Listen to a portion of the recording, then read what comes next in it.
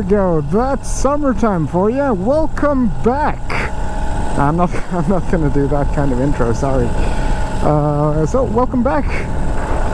It is April 26th, I think. Something like that. It is the end of April 2019. New year, new possibilities.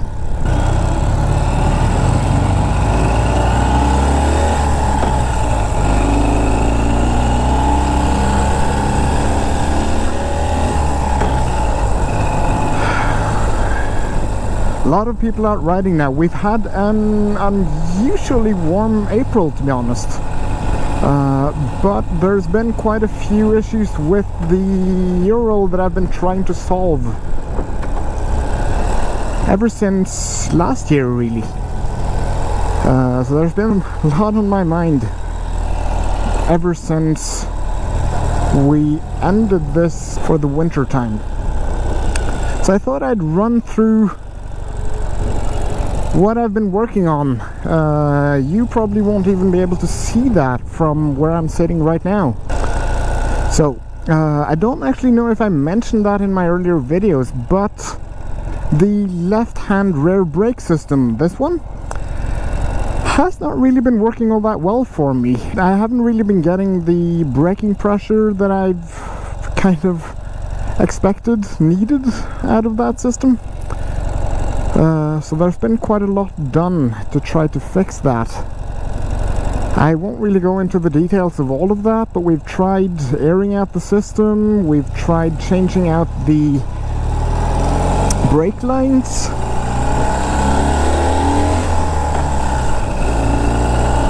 But nothing has really worked. So I've been visiting 3 different mechanics to try to figure that whole issue out, but and well, what everyone has come up with in the end has been that the brake cylinder, the little pump, I suppose, I'm not really sure how brakes work, but the brake cylinder inside this thing is not really strong enough to push enough brake fluid through in order to engage the calipers. Meaning that I don't get the optimal amount of braking pressure. So we're still working on that. Considering rebuilding the original master cylinder, see if that works. And in the end we might just end up refitting the entire original braking system with the right foot lever, the way that you guys ride it. I do have more than enough mobility for that to work, so it won't be a safety issue. So the issue right now is actually figuring out how that entire system, meaning the pedals, the springs, and all of that, is actually fitted. Because we did not take pictures or video of that when we took it apart, and it's actually been surprisingly hard finding anything on that at all. There's a lot of videos servicing brake calipers, adjusting brakes, adjusting parking brakes and all that, but nothing really on the entire brake assembly. I'm not even sure what to search for in order to get what I'm looking for there. So if you do have any resources on that, please let me know, because that would save us a few hours of work, I think, of trying and failing in order to put things back the way they were originally coming out of the Ural factory. The other thing that I've been pining over, I suppose, for a long time this winter, is that last summer we ran into a problem where the engine would idle quite low.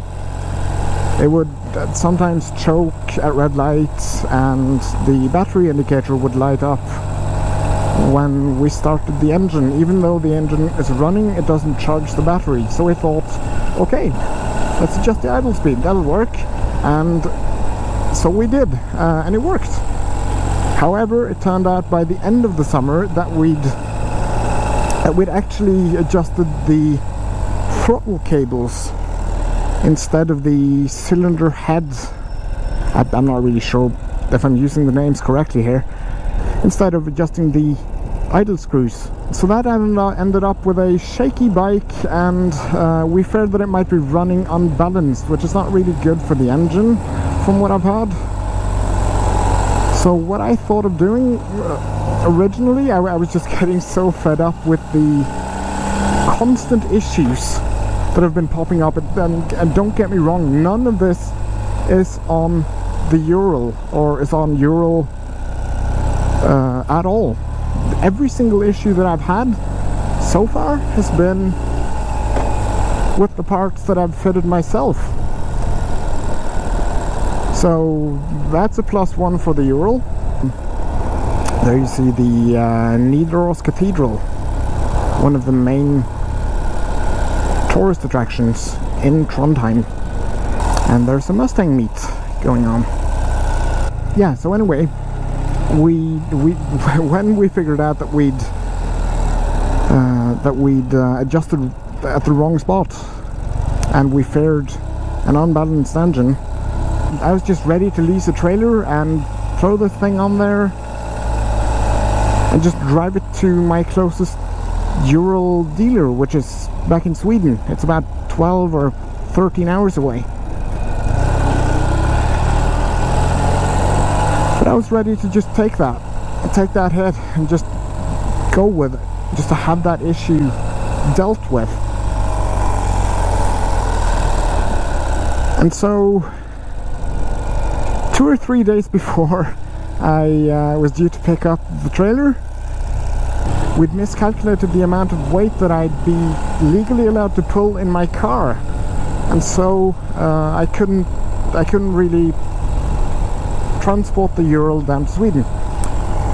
So what I had to do then was to order everything that I needed to build an obd-ii cable.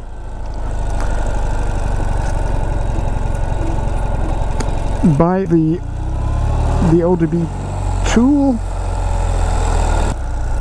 assemble the cable, do the soldering, buy and set up the software, and do the balancing myself. That would let me both balance it and set the idle speed where I'd like it to be.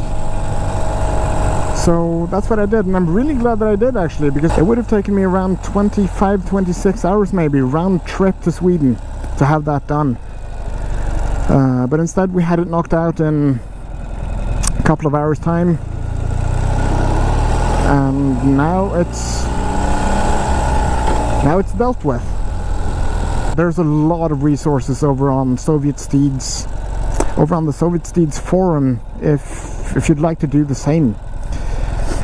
I basically just followed that to a T, and everything was set up and good to go. I do consider that issue dealt with.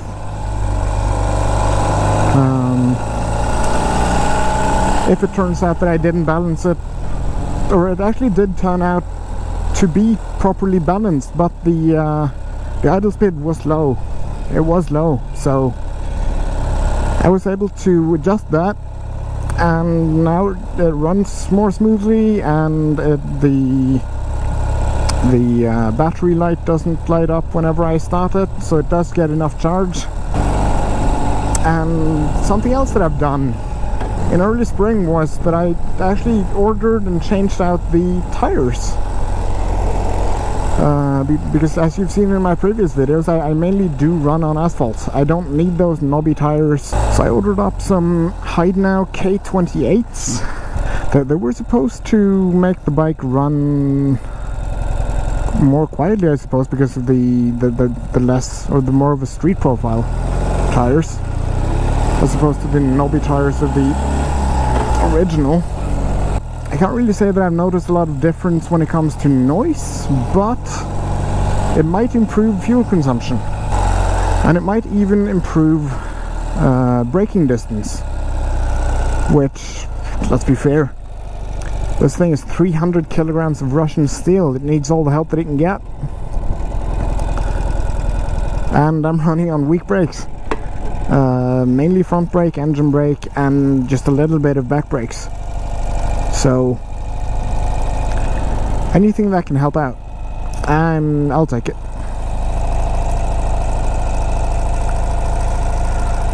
So yeah, I think that'll do it. No, it won't. I have more, don't I? Yeah.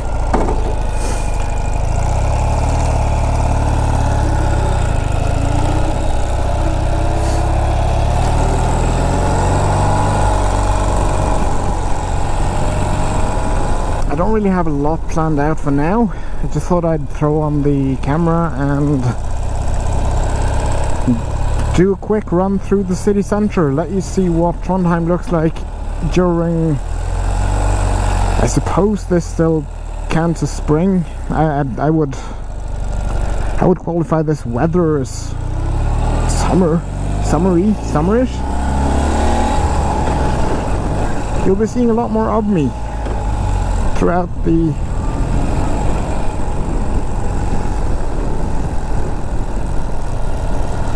this spring and summer. I don't really think I'll do a welcome to Trondheim video. Would you guys be interested in that? There's a lot of videos better produced than mine, but I thought I would do a run through. There you see the cathedral again. So just a quick heads up, you guys, as a sort of cultural sort of phenomena that's special to Norway.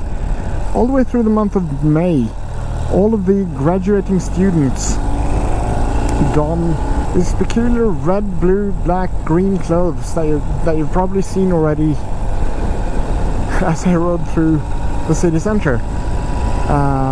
They are graduating students doing their whole Russ celebration, where it's really all about having a month-long party.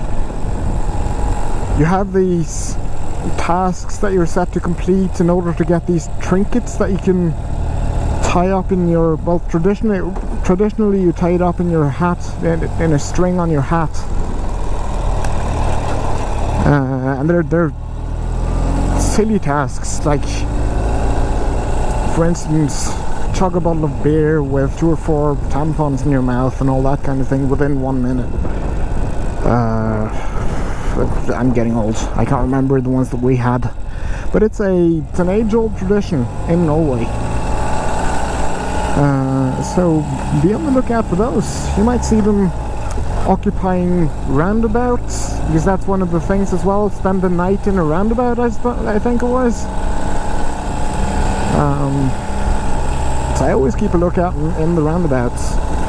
And there's this tradition that every Russ buys their own business card, sort of, with their nickname printed on it, and like a funny quote and a funny picture. And then all the little kids will run around just collecting them. Like, you'd end up with a huge stack of Russ cards by the end of May. Or actually, it actually runs up until the Constitution Day, the 17th of May. That's a little bonus fun fact thing that I think, yeah, that's the tradition that ran the rounds in American media as well last year, because the authorities had to run out and say, please don't have sex in roundabouts and stuff like that. Show some decency. But everything goes when it comes to Russ celebrations, more or less. It's a huge party. It's a month or 3-week-long party. People around the country, you have different traditions. Where further south in the country, you have these people buy these buses, like party buses, that they plan out for years, kit them out with huge graphics and sound systems, so you can basically just have a rolling party all the way through May and just have a great time. So keep an eye out for those. There'll probably be a lot of them. We're a bit early still. We're at the very end of April now, so things will probably pick up over the weekend. I'll grab as many of these sunny days as I can get. Just ride around, post videos. If you have any requests at all for videos, things you want to see, things you don't want to see more of, just leave me feedback in the comments. I promise that I read and I respond to every single one. And I appreciate every single one because you took the time to give me feedback. And of course, if you've been watching these and you're not subscribed yet, please do, because I love to see that subscriber count climbing. It's a slow climb, but it gives me immense joy to log on in the morning and see a new subscriber. I appreciate every single one of you, and stay tuned for more.